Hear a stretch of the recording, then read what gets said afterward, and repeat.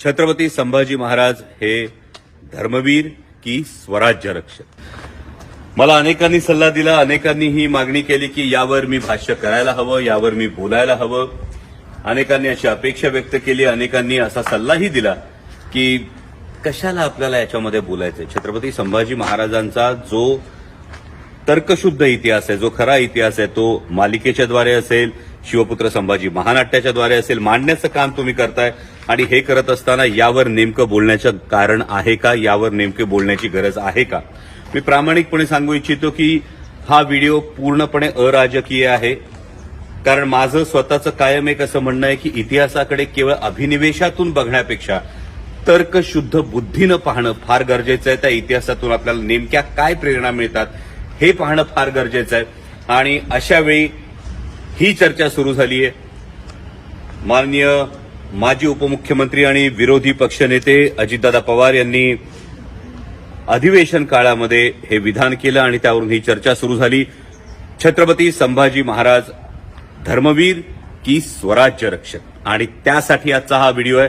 खूप तर्कसंगत पद्धतीनं मला जे उमगलं, मी कोणीही इतिहास संशोधक नाही, मी इतिहासाचा फार गाढा अभ्यासक नाही, परंतु स्वराज्य रक्षक संभाजी ही मालिका करत असताना जे मला जाणवलं, शिवपुत्र संभाजी हे महानाट्य करत असताना, शंभूराजे हे नाटक करत असताना गेले 13-14 वर्ष सातत्यानं या विषयावर तर्कशुद्ध पद्धतीनं विचार करत असताना जे जे जाणवलं ते तुमच्या समोर मांडण्याचा या व्हिडिओतून मी प्रयत्न करतोय. आणि पहिल्यापासून आपण याचा विचार करू. जे मी कायम असं म्हणतो की इतिहासाचा तर्कशुद्ध बुद्धीनं विचार करायला हवा. जर आपण याचा विचार केला तर छत्रपती संभाजी महाराजांविषयी अनेकांनी अनेक गोष्टी लिहून ठेवल्या. या अनेक गोष्टी लिहून ठेवत असताना सुरुवातीला छत्रपती संभाजी महाराज धर्मवीर ठरतात का, या अँगलचा आपण विचार करू.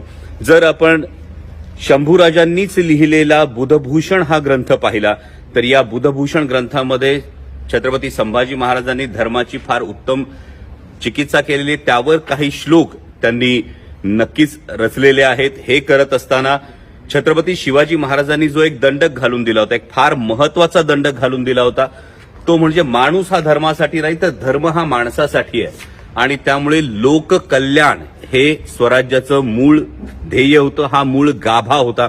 आणि असं करत असताना मग जबरदस्तीनं ज्यांचं धर्मांतर झालं त्यांचं शुद्धीकरण करून घेऊन त्यांना पुन्हा हिंदू धर्मात घेणं, म्हणजे आपल्याला सगळ्यांना माहीत असलेलं उदाहरण हे सरसेनापती नेताजीराव पालकरांचं उदाहरण आहे. त्यांना पुन्हा छत्रपती शिवाजी महाराजांनी शुद्धीकरण करून पुन्हा त्यांचं हिंदू धर्मात त्यांचं स्वागत केलं होतं. ही गोष्ट आपल्या समोर आहे. आणि असं असताना छत्रपती संभाजी महाराजांनी कायम हा कित्ता गिरवला. एवढंच नाही तर छत्रपती पद धारण केल्यानंतर छत्रपती संभाजी महाराजांनी जबरदस्तीनं घडवून आणलेल्या धर्मांतरावर सुद्धा बंदी आणली होती. इतकंच नाही तर धर्माविषयक ज्या ज्या गोष्टी होत्या, म्हणजे छत्रपती संभाजी महाराजांचा जो वकूब होता, छत्रपती संभाजी महाराजांचं जे प्रभुत्व होतं वेगवेगळ्या भाषांवर, संस्कृत भाषेवर सुद्धा त्यांचं प्रकांड पांडित्य होतं आणि ते पांडित्य आपल्याला बुधभूषणमध्ये दिसतं. मग असं असताना धर्मवीर ही उपाधी त्यांना का लागली, तर धर्मवीर ही उपाधी लागत असताना अनेकांचं असं म्हणणं आहे की छत्रपती संभाजी महाराजांनी धर्मासाठी बलिदान दिलं. आता धर्मासाठी बलिदान दिलं या गोष्टीचा जर आपण चिकित्सक पद्धतीनं विचार केला तर तत्कालीन जे पुरावे आहेत, म्हणजे कायम इतिहासामध्ये काही अस्सल साधनं असतात, काही उत्तरकालीन पुरावे असतात. आता यातले अस्सल साधनं जर आपण बघितली तर यामधले काही इतिहासकार आहेत, म्हणजे खाफी खान आहे, ईश्वरदास नागर आहे, भीमसेन सक्सेना आहे आणि त्याचबरोबर साकी मुस्तैद खान आहे. हे चारही इतिहासकार यांनी जे काही लिहून ठेवलंय, हे लिहून ठेवलेलं जे आहे, जे पुरावे उपलब्ध आहेत, समकालीन पुरावे उपलब्ध आहेत, या समकालीन पुराव्यांमध्ये असं स्पष्टपणे लिहिलेलं आहे की औरंगजेब बादशाहनं शंभूराजांना बंदी बनवल्यानंतर, शंभूराजांना दग्यानं कैद केल्यानंतर दोनच महत्वाचे प्रश्न विचारले. आणि हे प्रश्न होते स्वराज्याचा खजिना कुठे आहे, आणि दुसरा प्रश्न होता औरंगजेबाची कोण कोण लोक हे संभाजीराजांना सामील आहेत. हे दोनच प्रश्न हे औरंगजेबाने विचारले, असं हे चारही इतिहासकार त्यांच्या लिखाणामध्ये हे नमूद करतात. आणि त्यामुळे जबरदस्तीनं धर्मांतर करण्याला संभाजीराजांनी नकार दिला या गोष्टीला समकालीन पुराव्यांमध्ये कुठेही आधार मिळत नाही. दुसरी फार महत्वाची गोष्ट होते की ही केवळ सत्ता वर्चस्वाची लढाई होती की ही धर्मयुद्ध होतं.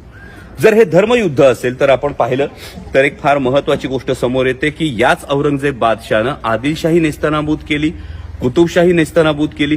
याच औरंगजेब बादशाहनं सख्या जन्मदात्या आपल्या बापाला हाल करून मारलं, सख्या भावांची याने कत्तल केली. आणि त्यामुळे हे धर्मयुद्ध असण्यापेक्षा जास्त महत्वाचं लॉजिकली जे दिसतं ते म्हणजे ही सत्ता वर्चस्वाची लढाई होती.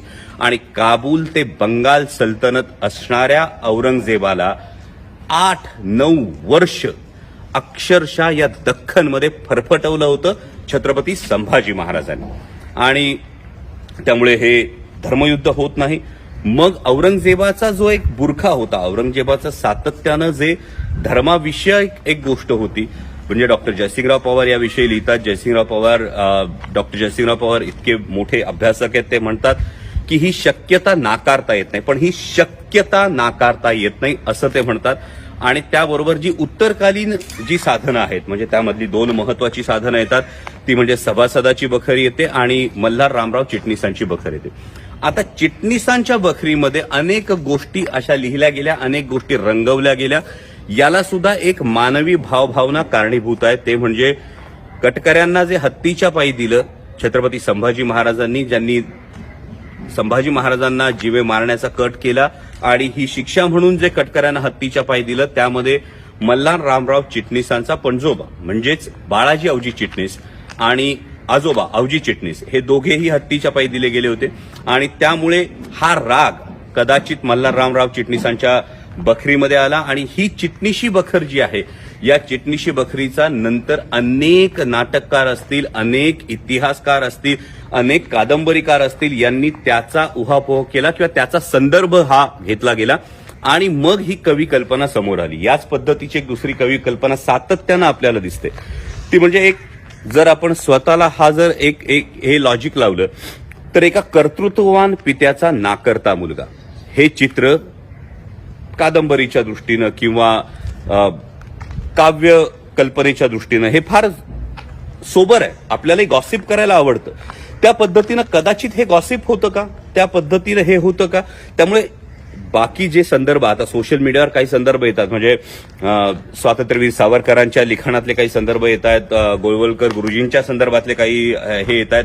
पण यामध्ये किंवा काही जण अगदी राम गणेश गडकरींसारख्या मोठ्या नाटककाराचा सुद्धा संदर्भ देतात. पण या सगळ्या संदर्भांमध्ये संपूर्णपणे त्यांचा दोष आहे का, की तत्कालीन त्यांना जी उपलब्ध साधनं होती त्यानुसार त्यांनी हे मांडण्याचा प्रयत्न केला. यामध्ये नक्कीच एक जागा राहते, यामध्ये नक्कीच एक गॅप हा राहतो.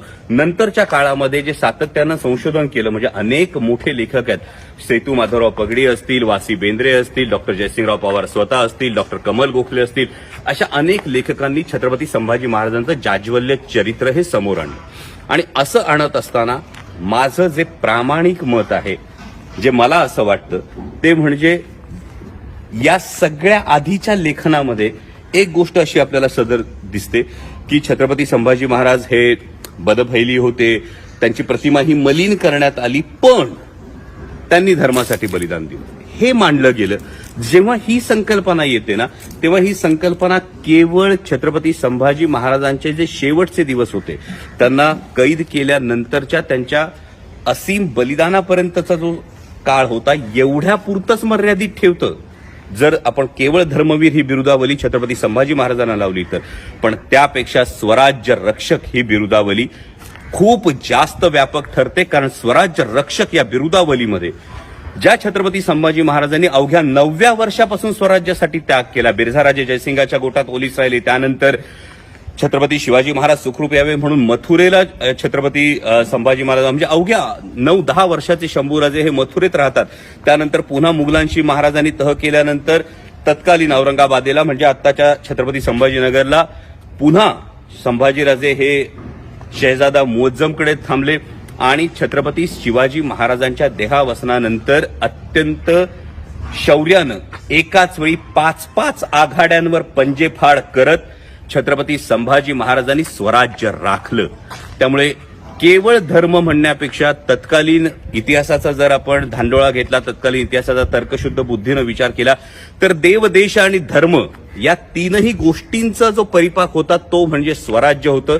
छत्रपती शिवाजी महाराजांनी निर्माण केलेलं. आणि या स्वराज्याचं रक्षण म्हणजे मी सुरुवातीलाही म्हणालो, विचार करा, स्वराज्याचा एक सुभा जो होता ना, म्हणजे औरंगजेबाच्या राज्यामध्ये एकूण 28 सुभे होते आणि त्यातला एक सुभा हा स्वराज्याच्या एकूण आकारमानाच्या 2.5 ते 3 पट होता. म्हणजे एवढ्या बलाढ्य सम्राटाला, एवढ्या मोठ्या शहेनशहाला या पद्धतीनं मुकाबला करणं आणि स्वराज्याचा एकही किल्ला जाऊ न देणं, हे जे छत्रपती संभाजी महाराजांचं शौर्य आहे, हे शौर्य स्वराज्य रक्षक या बिरुदावलीमध्ये जास्त अधोरेखित होतं असं माझं प्रामाणिक मत आहे.